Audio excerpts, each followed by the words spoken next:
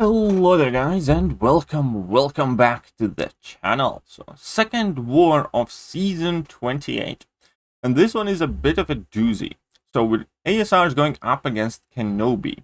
Now even though ASR did win the last short season, in general KENOB is definitely by far the most decorated alliance.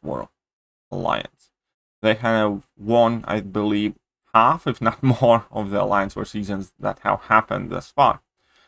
So it's always a tough war. Now, we have beaten KENOB in past, but we have lost to them more often than not.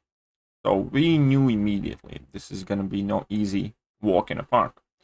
And then obviously added extra fun factor to this entire enterprise of Alliance War is, well, the current game issues, which of whom we're gonna see a couple in my fights as well. Right, so I'm gonna be starting on path 3 in section 1, and there's only a single fight, which is Annihilus. So I could have probably pretty much brought in any of the champions that I have here for him. I could have boosted up, used magic or whatever. I'm just gonna decide to pick Quake. And there are gonna be some immediate, well, I'm not gonna say issues, I just don't feel as comfortable. Like this very start of the fight. That very start of the fight is also quite telling. We can see that as soon as I charge the heavy attack, and he hits me, but it doesn't stop me from charging heavy attack. So he's trying to connect, but Quake doesn't stop charging the heavy attack, which obviously confuses me. And, well, I get tagged in the process of it. So, the story behind that combat regeneration boost actually is quite simple. Because of all the compensations and stuff like that, I just want to make sure that I use each and every single one of those 3-minute boosts, because we basically have 4 in total in overflow, and I would hate to waste any of them. So, especially for kind of closer and harder wars like this, I'll just use whichever ones, just to make sure that, you know, I can actually claim the rest of the items. But yeah. Other than that, now once I am in corner and the interactions seem to be working better, I have the fight under control. But I was definitely very nervous throughout this fight, because using Quake is so much harder, at the very least for me. Now, some of it might be down to obviously being a bit rusty, because during the off-season, realistically, I don't use Quake that much. I just use some, you know, wacky champions I often don't get to play as much and stuff like that. And, yeah, I haven't been using Quake as actively as I have in past. Not to mention that if you're making YouTube videos, well, a lot of people just don't really want to see that, so there's that too. But when it comes to Alliance War, obviously you're always going to be bringing whatever your officers tell you to bring, and your officers are going to tell you to bring whichever they think is the best option. It's not negotiable, and that was Quake. So this first fight is over, and that's it for my evening fights. Now, all of these fights are going to be already next morning after my morning stream, and obviously war has been progressing well further than we saw the screenshot of.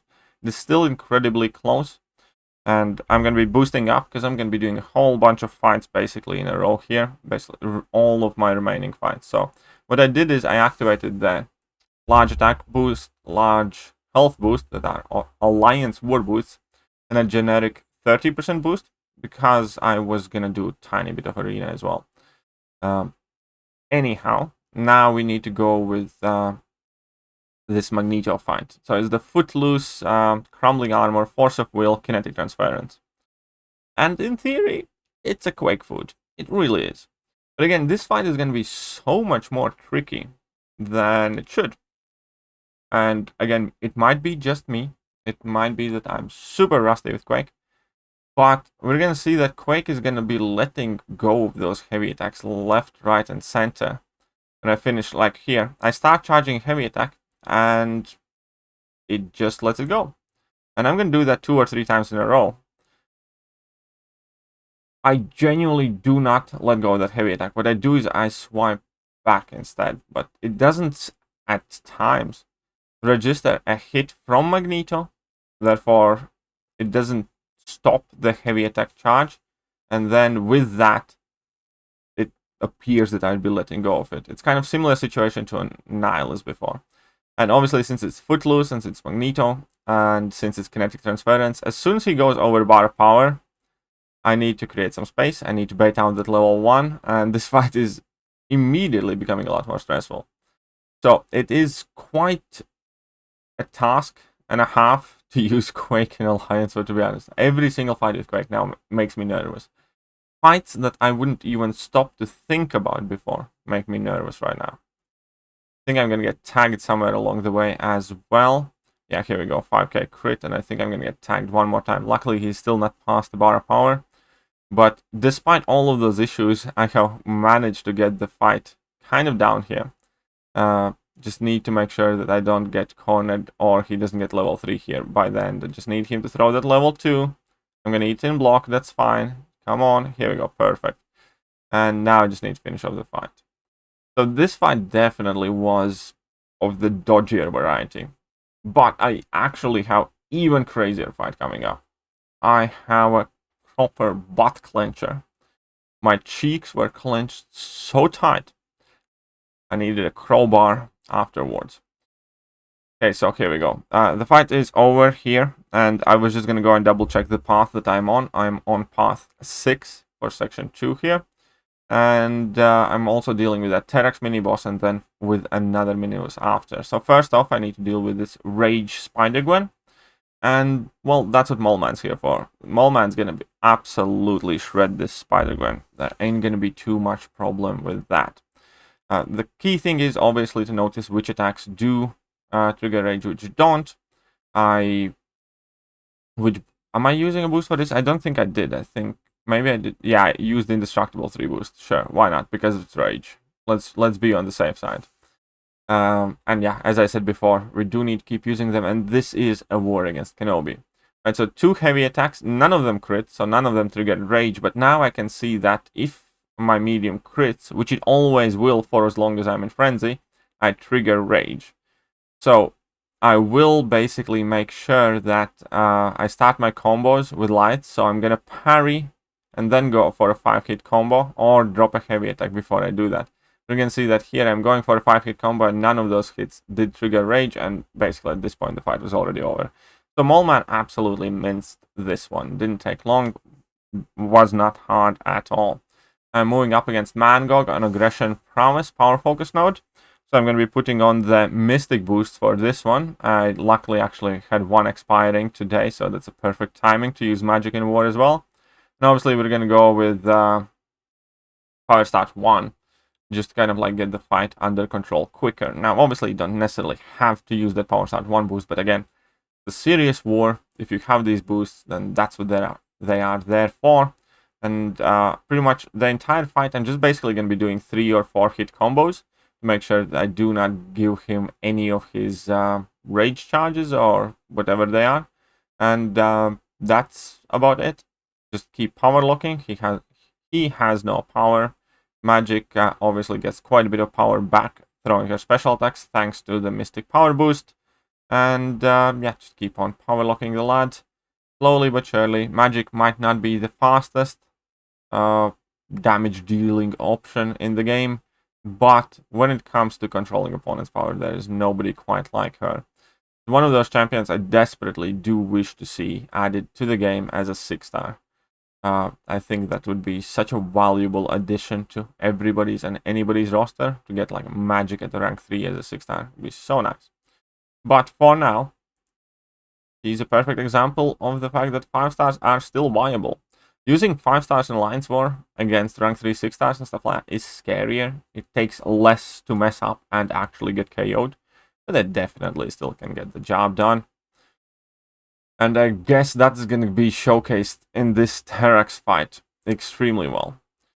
So, Ebb and Flow Intercept, Mighty Charge 1, and what was the last node there? I didn't catch quite. Crumbling Armor. Crumbling Armor doesn't really come into play. But we're going to see a very, very, very fun bug here. So, he starts with 1 bar of power, his Rock Field is active, don't pay too much attention to it. The base point is anyways to get to my level 2. And then just basically make sure that he doesn't throw a single special attack again. But pay attention to the armor break debuffs. pay attention to armor break debuffs when I am standing next to him. So even though his aura, his rock field or whatever it's called, is not active, keeps inflicting armor breaks. And now with Despair Mastery, that also completely mitigates all of my healing abilities and obviously enables him to hit a lot harder. And now all of a sudden, with this one mistake, this fight is up to Shit's Creek. He's at 80% health, I'm at 15% health. And oh my god, I was so scared in this fight. I was genuinely worried. But this fight, much like the previous fight where I was using Quake against Magneto, is ultimately all about not panicking, kind of like regaining your ground, regaining your footing, and just making sure not to make any more mistakes here. Now, I don't think his Despair is maxed, because otherwise with 10 debuffs, I should not be healing at all. So I did get quite lucky there, but again, this is 100% a bug situation. You can see that more armor breaks are basically getting applied to me at all times. But I seemingly will pull it out now. Thank God. Thank God. That was such a close call. I actually split this fight separately up as well. Just take a look. So at this moment, where I'm gonna get parried.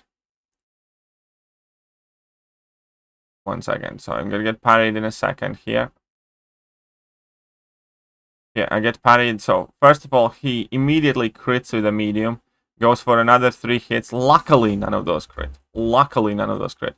You can see that I'm at 10 armor breaks. And he doesn't have his rock field active. Now, thank God it didn't do any damage. But it keeps applying all of those armor breaks, which basically shut down all of my healing. And yeah, this was such a stressful fight. Second war of the season against KENOB. And this happens. Man, I was definitely playing my hardest. I wanted to be assertive. I didn't want to be too reckless. I didn't want to run in for all the intercepts in the world. So we can see some re-parries there, where I was dancing basically with my health bar. I was dancing. I also knew that if there's assassins in play, that every single parry might fail. But ultimately, slowly but surely, did manage to pull this one out, man. This was such a scary fight. Right, and then we have the last fight, which I'm gonna be going up against that King Mercs, Black Widow Deadly Origin, Polka Dot, Stun Vulnerability, True Focus, and Stunning Reflection. And this fight's not gonna go perfect, but I wasn't too worried about it. I'm using Mole Man for it, and here I think, yeah, I used Combat Regeneration Boost again just because I had one spare. Otherwise, if I claimed that compensation thing, it would go in overflow, and I didn't want that to happen. I do unfortunately get parried there, but that was my own fault. And now, slowly but surely, we're going to be kind of like returning to normal. I think I'm going to make one more mistake somewhere along the way. But all in all, I have finally gotten some bleeds on her. And yeah, I don't care which special attack she uses, really. Ideally, I want her just to go to level 2, just so it kind of saves me some time a bit. But in general, I have true accuracy active, so she can't evade. So I do make a small misstep here again still. Whatever, she's going for her special attack. And I am still technically losing in HP, but I know that I just need to get a bit of a rhythm on this fight, and it's going to be all okay.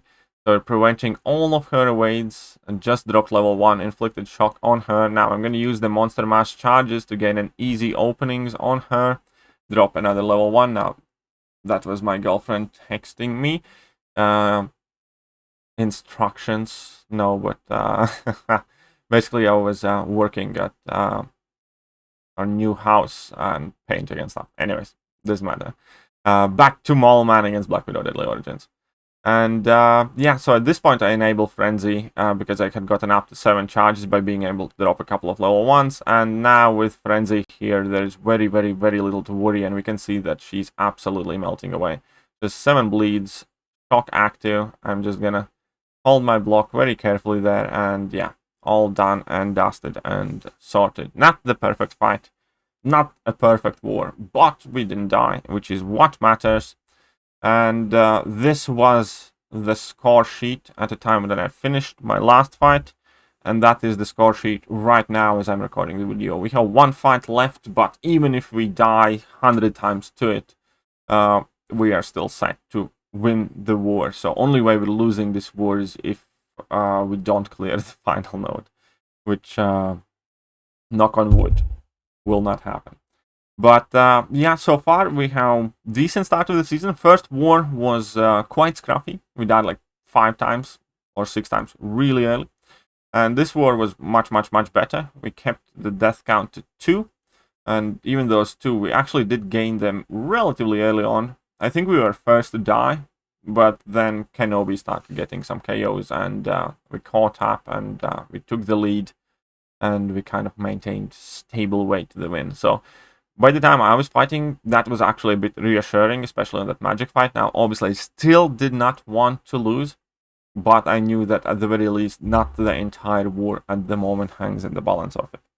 But yeah, so ASR 2-0 in the season 28. Hopefully we can keep the streak going. Obviously, it would be awesome to win the 2nd season in a row. War season is, well, set to go on despite all of these issues. I'm personally not a big fan of having Alliance War season right now, but, you know.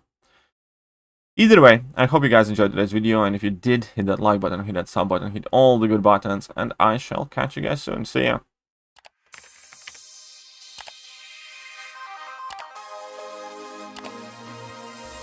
Hello there guys, and welcome back to the channel. So we have all the information